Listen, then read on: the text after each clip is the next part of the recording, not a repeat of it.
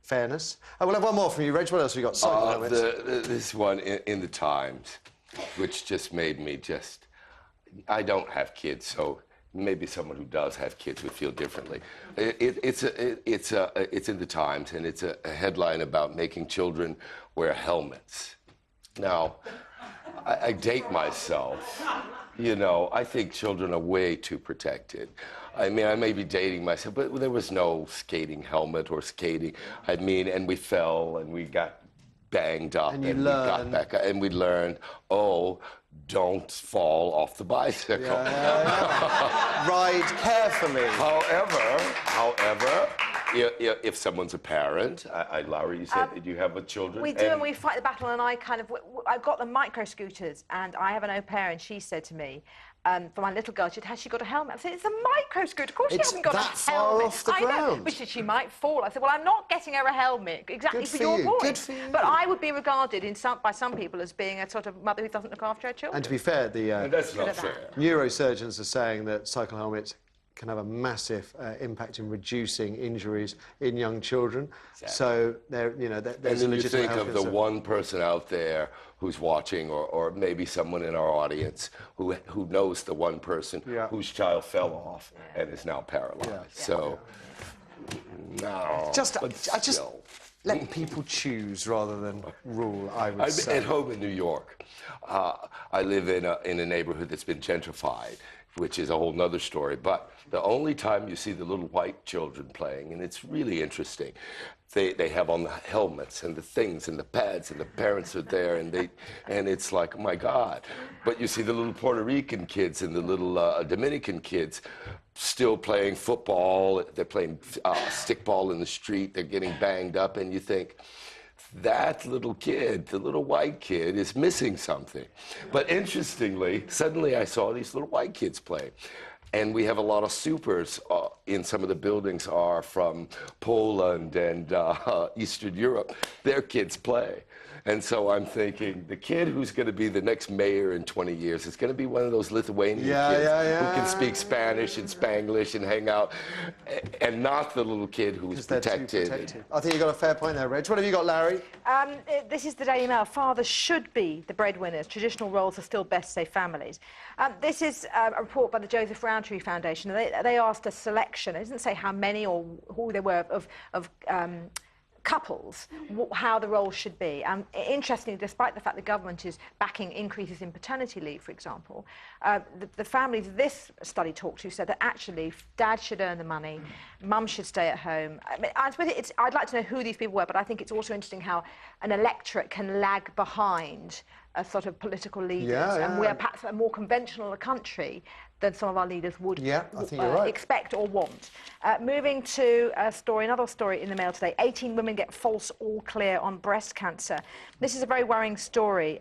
It's a hospital, Accrington Victoria Hospital in Lancashire. They've suspended a consultant radiologist who, it appears, possibly didn't do the follow-up tests that were necessary on some women and they were given the all clear from breast cancer, and in fact they're not. The thing that is controversial about this is that when the trust realised what was happening, they didn't inform any of the patients. They conducted a private investigation, and only once they'd got the results did they then contact the women who they felt needed more treatment. Now, their argument would be they didn't want to cause panic, which I can understand. Of course, if you were a patient who then it maybe been delayed a few months to get the treatment, you would be very angry. Absolutely. The Mirror has yet more story on Jordan. Tell us who's raped you. Of course, this is the question I asked her the other day here. She's still saying no. Just to interrupt, I had a fantastic, my agent had a fantastic email from the London Evening Standard from a journalist called Mark Blunden. 2 questions that Matthew has to answer by 10:15 this morning. Does he know the identity of the rapist? And will he be blurting it out on his show like he did with the I mean, they expect me to reply? Honestly.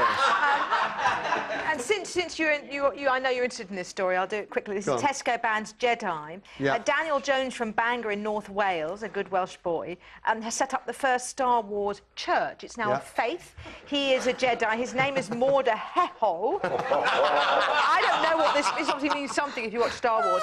And he was in his local supermarket, and they said, you've got to take the hoodie off. And he said, no, it's part of my religious blah, blah, blah. He was just watched out the shop. He's now claiming that since Muslim women are allowed to wear the hijab, why can't he wear his hood? And he's threatening that all the people who go to his Jedi church are going to boycott this supermarket. How many can there be? There's quite a few. Really? Ever since... Do any of them have girlfriends? It was on the census. You could avoid... I think you could get discount for council tax or something like that. If you're a Jedi? If you had your own church. Certain churches were immune, so people became Jedis. I think it was about 5,000, I think. Oh. I may be guessing. It's a clear case of may the farce be Go on, with you. Hardy. What have you got? We need to rattle through your stuff. 100,000 students to start university live with no cash in the mail today. I know we have a lot of student viewers, and there's been a cock-up with the administration of money for students and Well, grants. you think of it this way, they start with no cash, they end with a debt of £30,000. Get used to it, guys. Yeah, it's pretty much like banking. But it seems that, you know, a genuine shame. Because you're going to accumulate debt anyway as you study. You want to at least help them out by giving them some money to begin with. Parents we feel sorry for. It could be bank and mum and dad, isn't it? The parents we feel sorry for. Interesting new report suggesting that 3,000 voters were surveyed in terms of these cuts that Gordon Brown and the politicians are now talking about. The axing of child benefit for well-off seems to be quite high up the list. Rather worryingly, also quite high up the list is the BBC. Guess what newspaper that was in? That's right, the Daily Mail. No. So, look at that. International aid, benefits, tax credits, court legal service. Just think of things that want money. Pensions, roads, schools and health. It's really interesting now we're being asked to make these decisions about what we have to cut and what we don't. The number of politicians in Westminster would be a good starting point, wouldn't it? Just as a thought. How about we have 14 of them? 3 of them should be called Trevor. Trevor! Should we cut this? I'm really angry. And the final one, you've got to feel for people that live in those areas. You know where learner drivers learn to drive. Residents in this street have been driven round the bend by learner drivers. Apparently, one day, there's something like a 30. Are any of them having breakdowns? We could do this all day, couldn't we, Hardy? Yeah, well, you could. I'll be exhausted.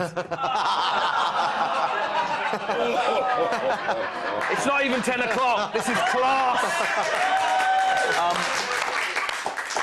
But I mean, you know, you got to feel sympathy for the learner drivers. They've got to learn somewhere. Yeah, but you don't all have to learn in the same street, do you? I mean, there are lots of roads. There are lots of roads. Go and learn somewhere else. Yes. Yeah. That's Good. it. Matthew Wright's told you, so now move on. OK. Release handbrake, mirror signal manoeuvre. After the break, I want to know if you think this senior human rights worker should lose his job because he collects Nazi memorabilia. He boasted about his collection of medals, uniforms and helmets on the internet and has been suspended as a result, but he's done nothing illegal. So should he get his job back? 0207 173 5555 is the number for your thoughts. A lot of Jews out there are saying no, but what do you think? We'll find out after the ads.